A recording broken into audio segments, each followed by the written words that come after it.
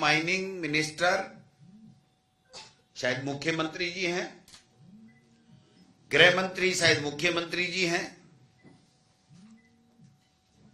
और वन पर्यावरण मंत्री केंद्र के राजस्थान से हैं। तो इन्होंने मिलकर के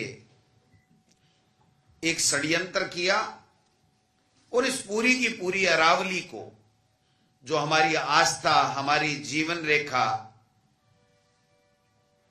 उसको खत्म करने की दिशा में ये लोग बाग आगे बढ़ रहे हैं।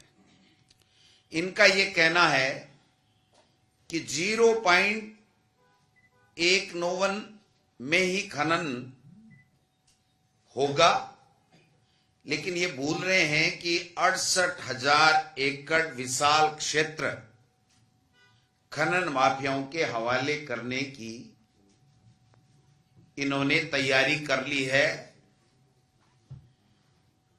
जो जवाब आ रहा है वो खनिज मंत्री का नहीं आ रहा है,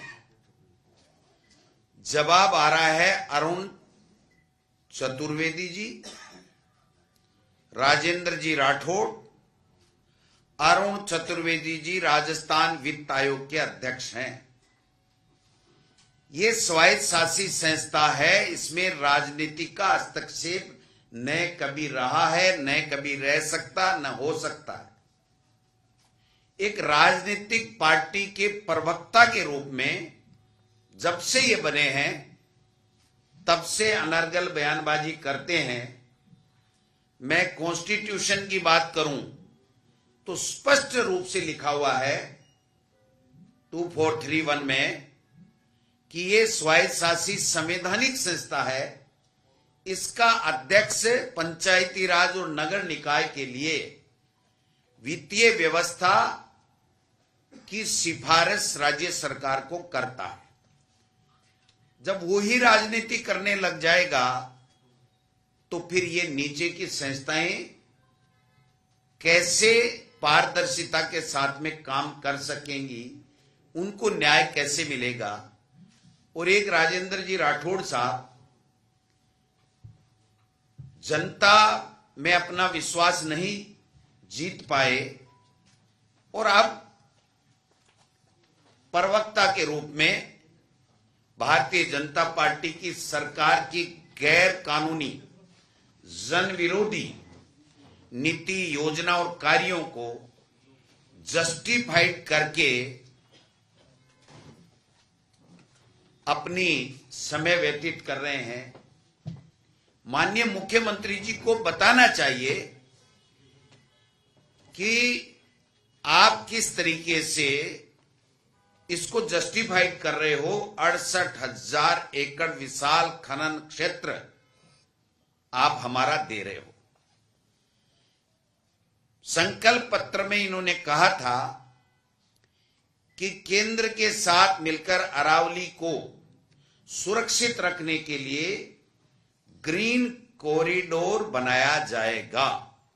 ये भारतीय जनता पार्टी के 2023 के संकल्प पत्र में था। आज इन्होंने केंद्र और राज्य सरकार ने मिलकर के इसको अवैध खनन कॉरिडोर बनाने का काम ये लोग बात कर रहे हैं। खनन माफियाओं से मिलकर के चंदा लो, जैसे इलेक्ट्रोल बॉन्ड में इन्होंने ईडी, इनकम टैक्स, जीएसटी के छापे डाल करके लिए थे, वैसे अब इनसे चंदे लो और अवैध माइनिंग करवाओ या माइनिंग अरावली को पट्टे दो।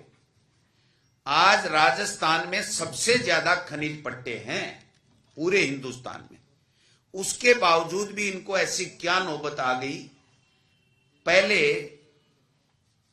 भूपेंद्र यादव साहब ने प्रयास किया, जो सीटीएच के एरिया को बदलने का, सुप्रीम कोर्ट ने थप्पड़ लगाई, करारा तमाचा उनकी इस साजिश के ऊपर लगाया, वापिस बैठ गए और अब ये लेकर के आए। ये सनातन की बात करने वाली सरकार राजनीतिक रोटियां सेकने के लिए सनातन की बात करती है, लेकिन आप देखिए कि अरावली में जहां ये परमिशन दे रहे हैं वहां पर ऐतिहासिक देव स्थल बने हुए हैं। परशुराम महादेव पाली, हर्षनाथ भैरव सीकर, पांडुपोल हनुमान, नीलकंठ महादेव अलवर सरिस्का, गलता, खोले का हनुमान जी, एकलिंग जी, ऋषभदेव उदयपुर, लोहागरल झुंझुनू और दिलवाड़ा, अचलगढ़, कुंभलगढ़, आमेर,